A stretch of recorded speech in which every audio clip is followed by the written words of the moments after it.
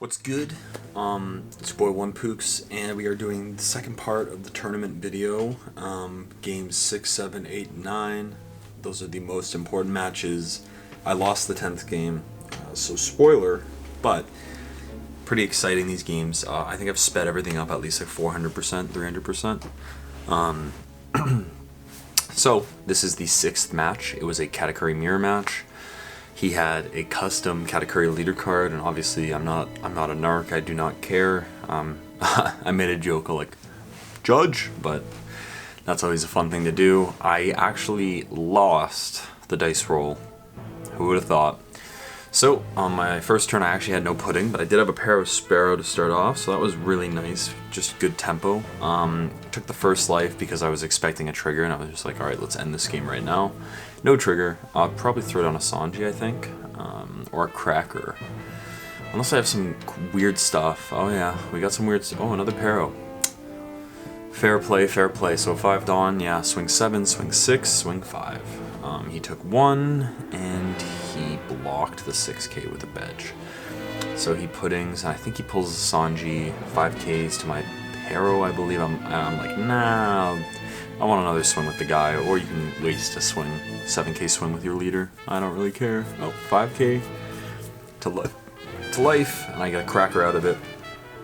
I'm sure he's a little upset, and he ends up playing the Sanji. So looking at my cards, I have less life than him. That's another thing to look at in this matchup. You always want to check and just see.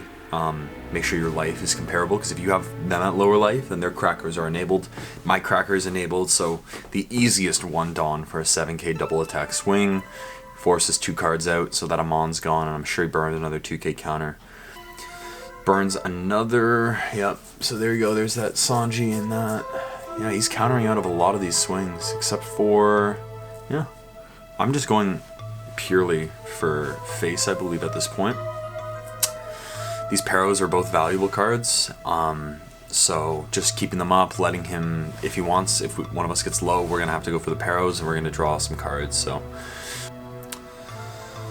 Hits life, no trigger, so that first trigger life was kind of the best thing we got, and it's my 9 Dawn turn, I believe. I think I had 7 last turn, that's why I played the Pero. So I'm doing some math here, I'm thinking, okay, do I clear the board, or do I just go for it? So I go 5 to life, he's got 2 cards in hand, he's looking pretty tough. He Thunderbolts my other pair of Sparrow that's active. Sucks, because that was a free card or a free life I was about to get, but I get to draw a card, so not bad. I probably am looking at a Merfolk, Shirahoshi, and then like a 2K and a Linlin, or maybe a 8-cost Katakuri. If it was a Linlin, I'm sure I would have taken it earlier. Unless I already have a Linlin in hand. I mean, we're getting close to the point where you can afford to have 2 Linlins, but oh, I take a 2K. So I must have been a little low. I probably have the Linlin already, so I don't need any other big bodies. He's done his 3 swings, and I'm not sure if he's going to go... Or, sorry, it's my turn. So I go 7 into the Pero, go for a little bit of control here. Check my top life. I'm going to go 8 into his Pero Sparrow. Feeling pretty good. He draws a pudding, which is nice because that means he's kind of struggling. And then I Katakuri his Pero Sparrow, putting him back at 1 extra life. So he's at 3 life, I'm at 2. He's at 10 Dawn. So if he does Linlin, it'll be kind of tough, but it's just the way it is. So I'm looking, I counter out, I know the Linlin's coming, and he trashes my life.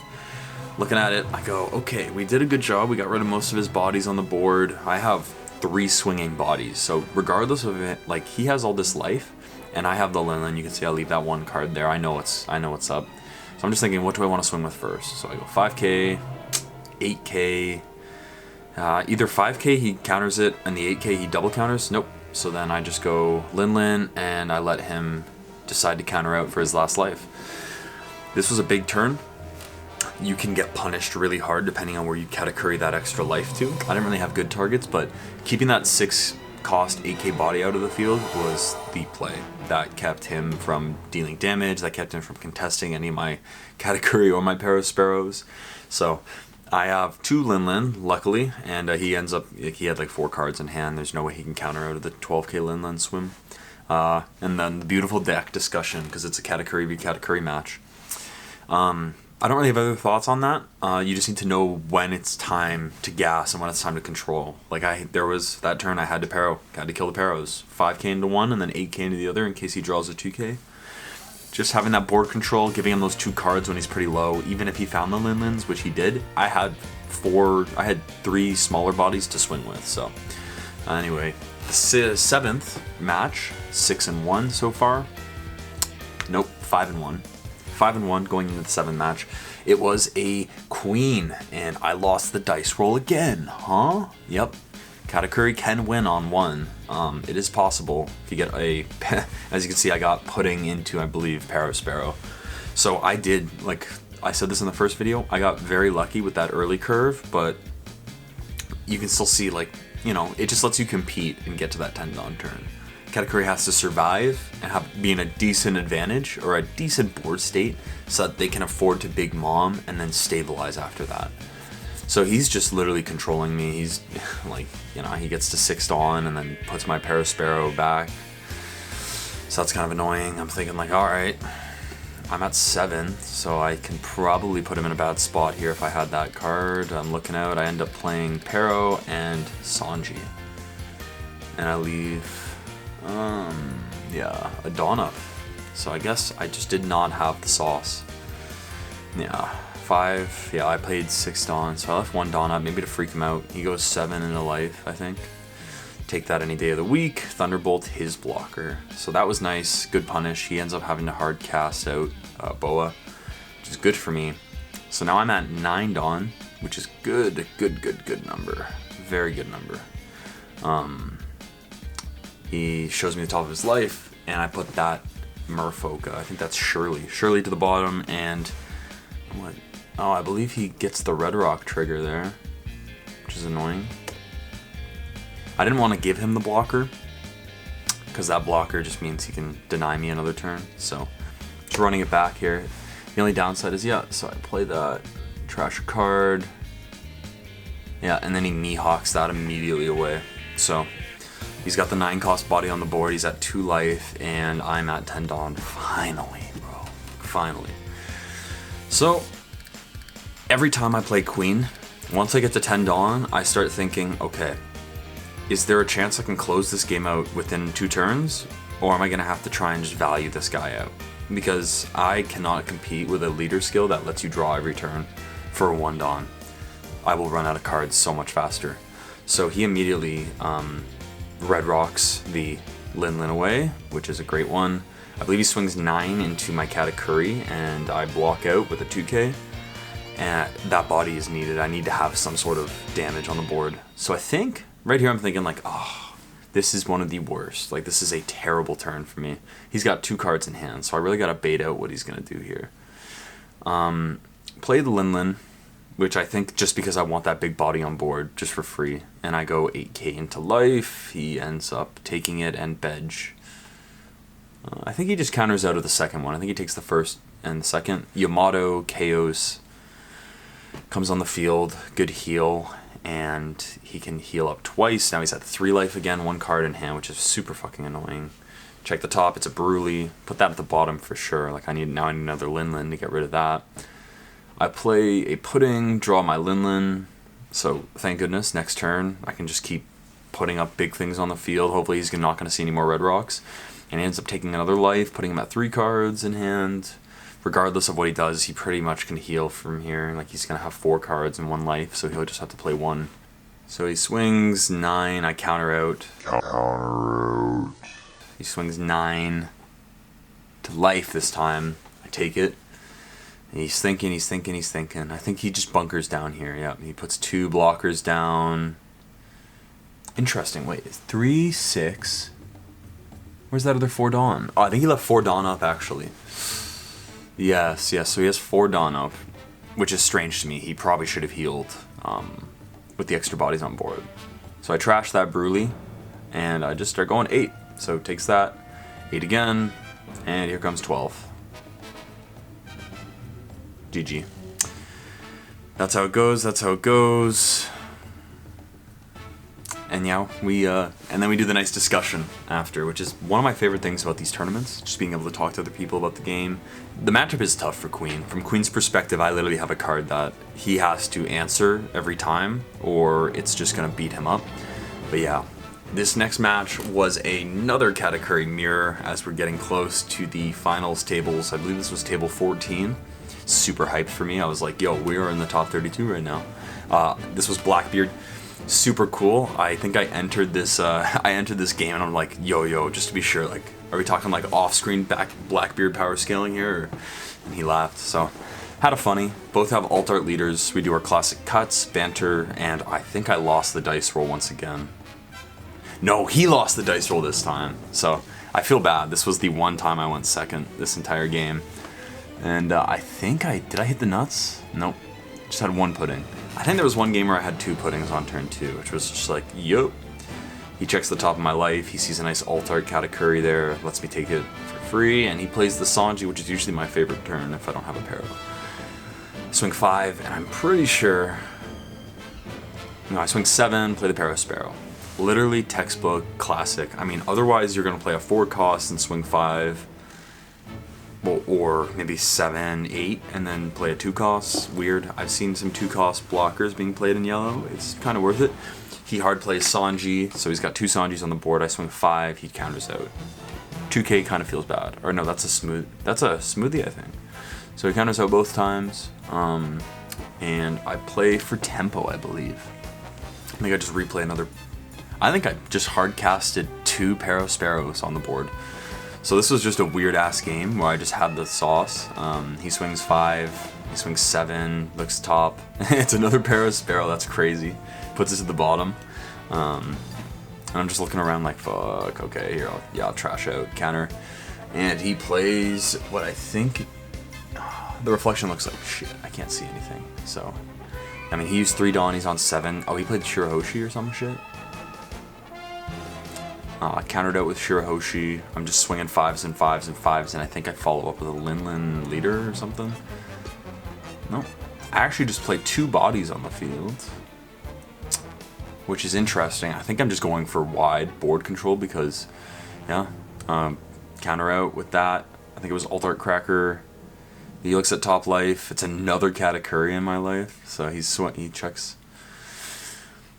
And I take that life, I'm down to 1, I think, and he plays his Katakuri, and he bounces, I think, he goes tempo, puts Big Mom, 7 cost Linlin or something on the bottom of my life. I kill his Pero Sparrow, and then I go for life. With the Linlin, trash that, he starts countering out. He's got bodies on the board, he ends up bedging and stopping me from getting a swing with my... I want to say one of the 8k bodies I have. So he plays nothing right now. He's going 5k to life. Or no, that's his Linlin. Yeah, he followed up. So this is the Linlin battle that we all expect yellow to delve into. My board is just like 2 bodies bigger. So I, do my thing, start swinging. I think I just do decent little chips until, yeah, I trash the life. I play another Linlin. Why not? I mean... If you have the Linlins, you might as well play him and be secure. Like, I could have went for life. He had, like, what, 2 cards in hand? Probably one of them's a Linlin with no counter, but... In my mind, it was just, I'm just gonna play it safe. Like, there's no way he's gonna fucking spank me. He checks the top life. And the funny thing is I'm holding this for quite a long time. Like, I'm speeding this up quite a bit. As soon as I know that they're reading the card... and like they don't know immediately what card it is, I'm like, okay, this is Heavenly Fire. So they're seeing one of the weird spice cards I have. I think I have 1 Heavenly Fire in this deck. It literally from trigger lets you put whatever you want in your life, but you have to draw your life, so pretty good. You can throw a Thunderbolt in or a Bedge. I saved a shit ton of counters in my hand, so I block out of this 9k swing, or 10k with leader, because he's going for game. I have this 1k body, and he goes, yep, he just throws it, just goes for the kill, but he can't because I have 1 extra life, which is super awesome. I ended up winning this game, and we chatted for a good minute, and we were just talking about Heavenly Fire, and he was like, what the fuck, man, like, why are you playing that card? And I'm like, you know what, I don't know, but it's nice to know that when someone sees it in life, they get, like, stumped. But yeah, he had kind of dead draw near the end. I had, you know, the 2 Linlins. I was keeping up good pressure and good, like I just kept getting those pair of sparrows, and once he deals with those pair of sparrows, it's an extra card for me, so it really works out in the future. Here's our 9th match of the day. This was crazy for me because I was 7-1 at this point, and I knew everything was going to be tough. So we have another Katakuri mirror, and I had a feeling this is probably going to be the way it was going to go. I was hoping to see Red Purple Law, because I know those games with Katakuri go down to like 1 Dawn. Like it literally becomes a, you had the 2k or you had that extra Dawn and you didn't minus all your Dawn that last turn. So it's pretty crazy. This was tough. He goes 5 to life with Pero. We're just playing classic One Piece right now. I got really perfect curve, and he obviously gets odd curve. Plays out a cracker, and I'm thinking, okay, I should probably just go 5 to Pero. Counters that. I think I put 3 on my pudding and swing. He draws a card, and unfortunately I go 7 to life, and he takes it for free, which is a really good play. But now his cracker's completely enabled, and depending on what I do here, I might just, you know, I have to counter out of this, or yeah, lose my life. So he goes 5 to life, or 5 to Pero. I draw another card, and he plays a Randolph. So it's a tough turn here. He you know, he got some good board control. I had to swing 3 with pudding last turn, which honestly I don't like that. I wish I had other things in my hand, but probably not the best cards, especially when I had to burn 3 cards to avoid getting 2 life there. But regardless, I end up playing a 7-drop Linlin. He's at 8, or no, he's at 8 Dawn now. And he just went balls to the wall. Like, I took the extra life, which was kind of like, yeah, if he trashed his life, his cracker would have been enabled. But yeah, fuck, the Linlin on that turn really kind of screwed me there. I can't block out of it, so I take 2 life, and I end up getting a free body, yeah, I get a body on board, I believe. Hits again for life, and I get a Shirahoshi, which is really nice. I like Shirahoshi.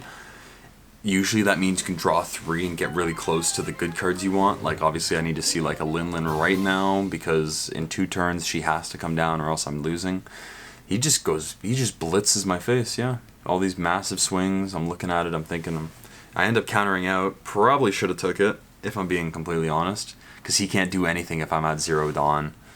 I didn't really think that one through, if I'm being completely honest. Like, I don't know how many blockers I had or whatnot, and yada yada yada, but here I am, just, you know, going for some sort of board control. He's probably going to counter out of these swings, and I end up bouncing Shirahoshi back into life with Katakuri. Good, not a bad play. I put it at the bottom because I know I want that Shirahoshi next turn, or else I'm kind of screwed. So he can trash. Yeah, he ends up trashing a Bruley blocker, which was kind of tough. I don't know if I really wanted that. But yeah, so I play pudding on 10. That's game. Like, that is game. He has 4 life. I have 1.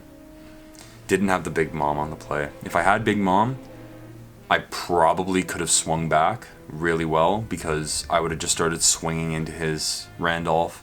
And I'm pretty sure I knew that 2k counter was on the top, so I'm not worried about giving him another body. But yeah, it was not having the Linlin on this turn. Like, if I had the 7-drop, okay, like, yes, then I would have maybe swung, maybe I would have played her, hoped he trashed a life, 7 with my leader, check, see if it's a trigger, hope it's not. If it's not, leave it on top, and then just swing for that Randolph with my 8k body. But it was bad. Not good. I took a lot of time thinking. I'm like, is there a way out? But to be honest, he had so much life, and now he has like 3 or 4 cards. I have 2, I think, or 3. I can't stop a Linlin swing. I definitely can't, like, prevent this. Like, yeah. I hard casted Mabruli out. He plays a second Linlin, which is ridiculous. Like, the fuck. I mean, if I had the extra Linlin, like, obviously I'm playing the same deck, but yeah, like, 2 Linlins back to back. I had no recovery. Like, I was just grasping for straws. I had 3 bodies on board, but then as soon as you see that trigger blocker in life, it's just fucked. Like, I'm not a big fan of the online format, in the sense that he flips up his life and looks at it and just leaves it there when I ask to see it. And when I play, I usually try and like look away, because that's how it's supposed to be. They have the advantage, we don't. Whatever Katakuri does the attack should have the advantage. But yeah, I'm thinking here, and I'm like, this is it. That's game. Yep, I can't stop it. And the thing that sucked about this game the most is like, besides the fact that I just could not win and there was no way out because I didn't have a Lin, it's just like once this game ended and I put my fist up, he just like, there was no banter. Like, we saw like a good like 2 minutes, 5 minutes of banter between each player every round, and then this round the guy just went like, that's how it goes, bro. The end. Totally killed my fucking mood in the next round, and I lost that pretty horribly against Green Purple Dofi. But yeah, the takeaways of the videos we just watched and the replays we just watched is that Katakuri is a strong matchup, and it does not rely on two. It's a control matchup by every means, and in the format without Whitebeard, it actually performs, like everyone knew, it performs really well. You have a lot of light manipulation. You have pretty insane cards, like Paro Sparrow is kind of busted just because it can draw you a card, and the trigger. Lin, pretty busted, and Katakuri is an insanely good tech choice, because in the Queen matchup, you have the ability to disrupt their hand to life ratios with an 8-drop, or you can heal yourself, or you can just go for tempo. Super versatile, you have great cards, it's a little expensive to get into, but in the mirror match, obviously you want to go second, and just draw really well. If you don't play one card a turn on curve, you're probably going to fall behind really quickly, and that Katakuri turn could be the make or break. That could be the turn where you gain that extra life, replay your pudding, find the Lin, set yourself up next turn, or you give them whatever, an extra one less life to worry about. So it's a tough matchup. When I'm going against a Katakuri, the easiest way to beat Katakuri is to take every life hit and play blockers. You will win. Black has the best blockers, all the ones that cannot be KO'd by effects. You do not have to worry about some bullshit. 2-cost cards are still in range, because Amond can always trash a trigger, activate main, and rest a 2-cost. So they can get around some blockers, but for the most part, like, blockers are just the bane of yellow. I may have 3 5Ks, a 7 and an 8, or a 12 or something like that, but if you have 2 Utas and a 7-drop Luffy, it's pretty much like Fort Knox. Like, you can pretty much deny 2 swings, 3 swings with just 2 blocks. So it's pretty crazy. That's the easiest way to stop Katakuris in a meta where they're all around. I would just say run 10 to 12 blockers and maybe some trigger ones if your class has it. I know blue and black do, so